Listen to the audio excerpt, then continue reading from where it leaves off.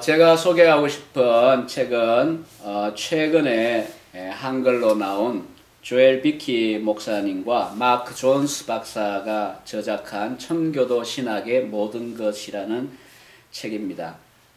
보신 분들은 아시겠지만 대단히 방대하고 한 손으로 들기에도 무거울 정도의 책입니다. 꼭 백과사전 같은 느낌을 받습니다. 저는 개인적으로 청교도와 에드워즈에 관심을 많이 기울여 왔기 때문에 2012년 원서가 나왔을 때에 진적에 구입을 했었고요. 이곳저곳을 살펴본 적이 있습니다. 그러나 아직 영어로 다 읽지 못했습니다. 그러나 이번에 나온 구원과 개혁사의 번역본, 또 제가 좋아하고 신뢰하는 번역자 김기탁 목사님의 작품이기 때문에 이러저러한 이유로 한글로 빠른 시간 안에 완독을 해보고 싶은 마음을 가지게 됩니다. 원서와 번역서의 표지가 꼭 같기 때문에 우리들에게 이 원저자가 무엇을 이 표지를 통해서 말하고자 하는지를 우리가 알 수가 있습니다.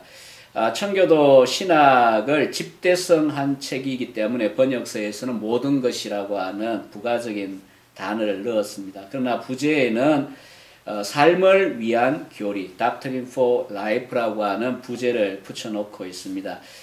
우리는 흔히 조직신학이라고 하면 이건 조커성의 말입니다만 잘못하면 조진다 이런 식의 표현도 쓰는 분들이 있는데 사실 조직신학 하면 딱딱하고 재미가 없고 뼈다구들을 연상하는 경향이 있습니다. 그러나 개혁주의 신학 또 청교도 조직신학이라고 하는 것은 저자들이 붙인 제목과 같이 삶을 위한 교리, 이것이 그들의 초점이었습니다. 사실 윌리엄 퍼킨스와 에임스가 쓴 신학에 대한 정의라고 말할 수가 있습니다. 신학이라고 하는 것은 단지 이론적으로 형이상학적으로 사변적으로 신에 대하여 논하거나 또 혹은 그런저런 주제들에 대해 논하는 학문이 아니라 살아계신 하나님을 만난 자들이 성경에 토대하여 하나님을 대하여 말하고 또 하나님에 대한 지식을 함양하고 길러가는 그런 과정을 위해서 필요한 것이 신학이라고 보았습니다. 그리고 또한 나아가서는 실제 그 하나님을 체험하고 그런 하나님을 증거하는 일을 이들은 삶의 목표로 삼았습니다. 그리고 자신들의 삶을 통하여 자기들이 알고 있는 신지식이 그대로 실천되어지는 것을 추구했던 통합적인 신학이 바로 청교도 신학이었습니다. 그런데 이전에 이미 비키 박사는 청교도를 만나다라고 하는 책을 패더슨과 함께 출간한 적이 있습니다. 감사하게도 출판사의 초대로 제가 절반을 공유하는 공역자의 일을 했습니다만 그 책과 이 책은 함께 읽어야 되는 책이라고 할 수가 있겠습니다. 하나 더 추가한다면 비키 박사가 쓴 청교도 개혁주의 영성 이라고 하는 영성에 관한 책도 있습니다. 이 세 작품을 순서대로 같이 읽든지 함께 두고 읽든지 하시면 유익할 것이라고 생각이 듭니다. 청교도를 만나다는 140명이 넘는 주요 청교도들에 대한 소개에다가 또 그들의 주절을 소개하는 그런 백과사전적인 입문서입니다.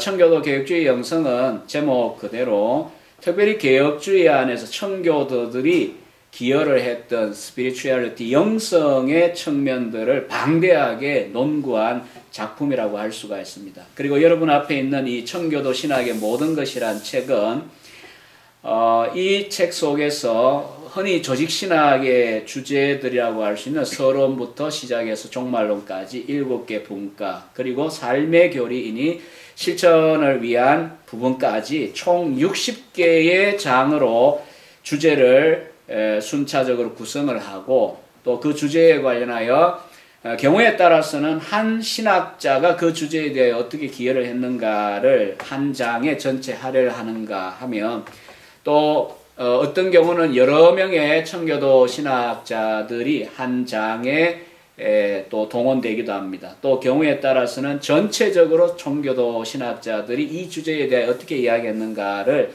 이야기하기도 합니다. 한 가지 예를 든다면 최근에 구원과 개혁사가 번역 출간한 대작인 스티븐 찰녹 목사님의 하나님의 존재와 속성이라고 하는 한글 페이지가 한 2000페이지 되려는가 모르겠습니다. 그 대작이 있는데 사실 한꺼번에 다 읽기는 어렵습니다. 그래서 대작입니다. 그런데 비키 박사는 이 책 안에 한 장에서 찰녹이 그 방대한 대작 속에서 하나님의 존재와 속성에 대해 뭐라고 이야기했는가를 간결하게 요약해서 우리들에게 전달을 해주고 있습니다. 그래서 이 책을 처음부터 끝까지 다 읽을 필요가 있겠습니다. 그러나 우리의 삶이 바쁘기 때문에 한 관심 있는 주제를 먼저 여러분들이 보시는 것도 좋은 독서의 방법이 될 거라고 생각이 듭니다.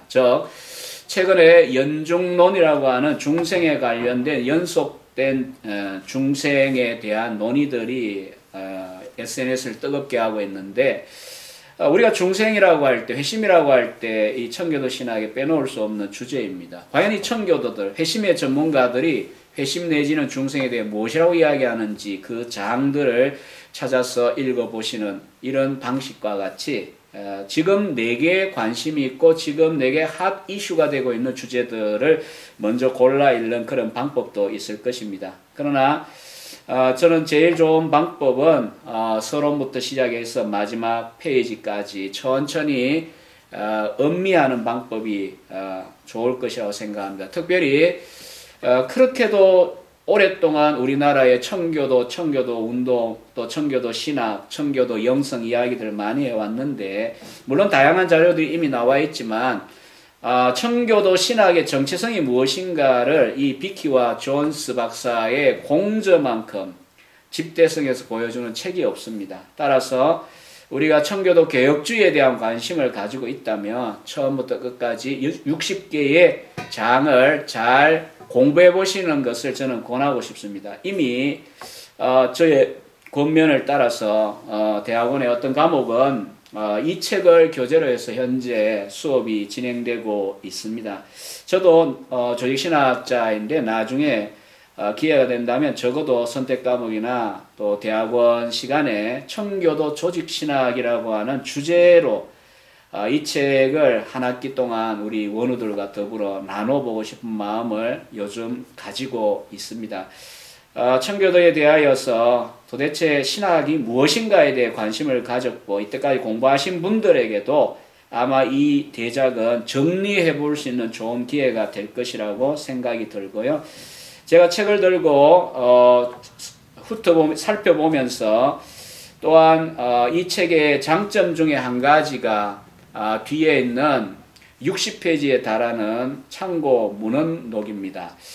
저는 이런 별취미가 있습니다. 참고 문헌이 어떤 종류가 있는가, 어떤 언어들이 들어있는가, 혹은 이분이 이 책을 쓰기 위하여 얼마만큼을 읽었는가 하는 그런 관심 말입니다. 그래서 60여 페이지를 대략 계산해 보니 1500권 이상의 혹은 1500가지라고 할 수도 있겠죠. 몇 권씩 된 제목도 있으니 1500가지 이상의 청교도 원전과 청교도에 관련된 책들과 청교도 연구서들과 그 시대 배경에 대한 주요 작품들을 참고문헌에서 다 소개를 하고 있습니다. 따라서 더 깊은 연구를 위해서도 이 책은 여러 독자들에게 귀한 봉사를 할 것이라고 저는 생각해서 이 책을 잘 읽고 공부하고 쑥독해서 많은 유익을 얻으시길 바랍니다. 마지막으로 드리고 싶은 말씀은 저도 목회자요 또한 신학자로서 누구보다도 책임의식을 많이 느끼고 있는 것은 한국 교회가 너무나 사회로부터 짓밟히는 마디른 소금과 같이 되어 있는 이 현실입니다. 그런 점에서 저는 존 에드워즈나 칼빈이나 이 청교도 신학자들로 다시 돌아가야 된다고 생각을 합니다. 청교도 신학은 여기에 부제로 잡힌 그대로 말 그대로 삶을 위한 교리를 추구했지 신앙을 위한 신앙, 교리를 위한 교리를 추구한 적이 없습니다. 우리 특별히 장로교 개혁교회에 속한 우리 신학자들, 목회자들, 신학도들, 교인들이 다시 한번 청교도들이 보여주었던 이 균형으로 돌아갈 수 있으면 좋겠습니다. 하나님을 하나님으로 만나고 또한 하나님을 만나 하나님을 알아가는 그 지식이 자랄 뿐 아니라 삶 속에서 내가 만난 하나님을 삶의 열매를 통하여 증가할 수 있는 그런 변화의 이 책은 분명히 기여를 할 수 있다라고 저는 생각을 합니다. 많은 분들이 이 대작을 사랑해 주시기를 바라면서 인사의 말씀을 드립니다. 감사합니다.